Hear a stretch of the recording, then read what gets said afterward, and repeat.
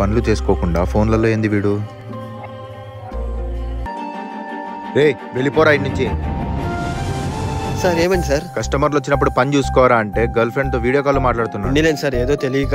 ఒక రోజు కాదు 2 రోజులు కాదు, చాలా రోజుల నుంచి చూస్తున్నాం ఈ చేష్టలు. సార్ ఇంకోసారి గర్ల్ ఫ్రెండ్ తో మాట్లాడండి సార్, ప్లీజ్ సార్. రే వద్దు, వీడి కడుపు కన్నం ఎవడు పెడతాడో నేను చూస్తా. సార్ మీకోసం ఎవరో వచ్చారు, మిమ్మల్ని కలవాలంటున్నారు. చూసేకి చాలా డబ్బున్నోళ్ళలాగా ఉన్నారు సార్. అంత డబ్బున్న వాళ్ళు నన్నెందుకు కలుస్తారు అబ్బా? ఎవరేంటారు? సర్లే నేను కలుస్తాను, నువ్వు వెళ్ళు. సార్ ఏదో కలవాలన్నారంట. రే నువ్వేంట్రా 5 ఏళ్ల కింద ఎలా ఉంటివి, ఇప్పుడేంద్రా ఇలా అయిపోయావు?